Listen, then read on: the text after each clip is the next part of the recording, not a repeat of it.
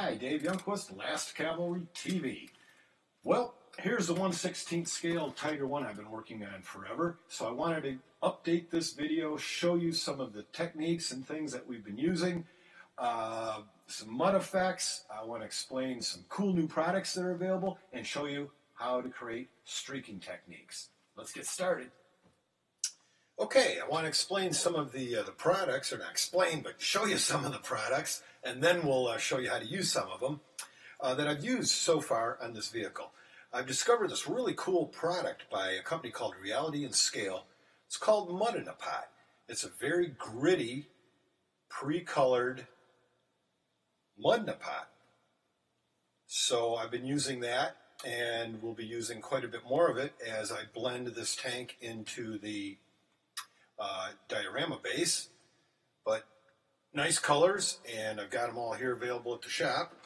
Then, of course, MIG pigments. We've been using lots and lots of MIG pigments here, from the dry mud, dark mud, beach sand, a little bit of the light rust. These are fantastic products. The dark wash, light rust effects, standard rust effects,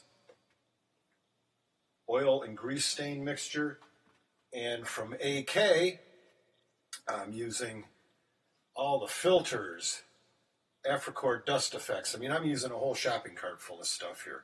They're rust streaks, which are tonally a bit different. Earth effects, Kursk earth effects, because this tank is actually spring 1943, just prior to the Battle of Kursk. So anyways, those are some of the products I've been using. We'll explain what we've used on the groundwork in just a bit, but I wanted to show you how to apply streaking effects. So after applying many layers of filters, different colored filters for different parts of the tank, and repeated coats, it's time to try some streaking effects. I am using the streaking of grime for dark yellow, but the fact is any of these paints will do a very good job, and I would recommend blending a number of the different colors. So as you can see, we're just painting some stripes. A little more paint here. Start up there, run that one down. Straight or squiggly, doesn't much matter. And then we're going to add a earth effect tone just to break it up. I don't like using the same color when creating these kind of effects. Run that in there. Okay, and then we let that dry for a minute or two, and then we're going to blend it out, or as Mig likes to call it, stumping. We'll let it dry, be right back. Okay, moisten your brush in thinner. I'm using Da Vinci. I mean, you know, they're my favorite. But any kind of brush will do. And then what you want to do is slowly brush in the direction of the plate. You just lightly feather it out, as you can see. And you're going to be removing a good portion of it, but believe me, you want the effect to be subtle. Add a little more thinner, and when I add thinner,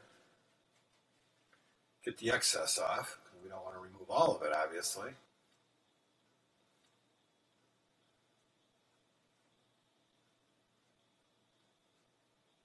Trying to do this at a funny angle so you can see what I'm doing. And then we just work it, constantly work it. And that's what's going to achieve that great effect of dirt, rain effects, streaking mud. And it's that simple. Okay, as you can see, we've got a big mess going here. And what I like to do for groundwork, especially on a diorama that's going to be this size, is that I've put 5 or 6 different very thin layers of celluclay mixed with a little bit of craft brown paint, just so it's not stark white, and a lot of wood glue, just to really, tighten it up. And then once that has set, I'm going over it with a Vallejo paste, and it is a very gritty paste, and we use this just to build our first layer of ground. Of course, there'll be bushes and grasses and a bit of marsh and everything else going in here. I'll be using the magic water because I'm going to have a water effect over here with some, again, some marshy type plants.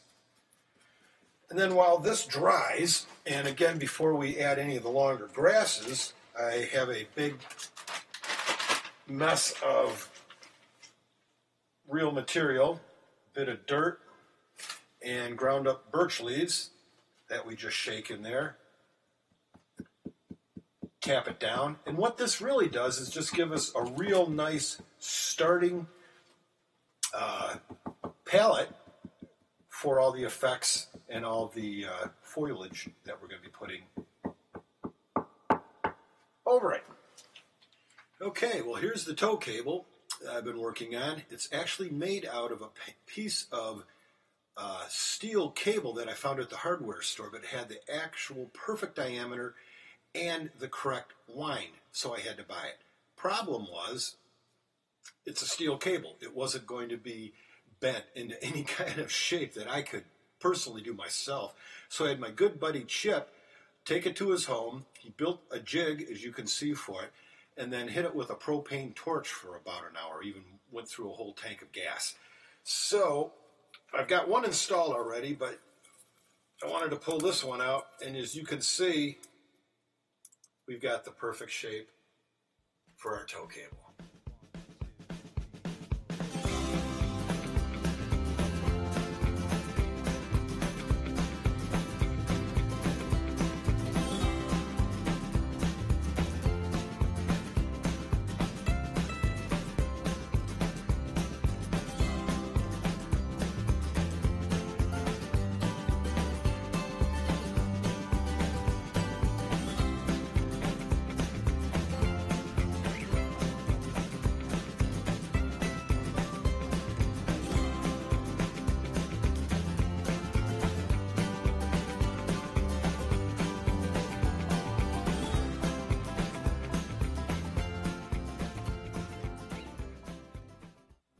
Stop back and see us real soon on Last Cavalry TV.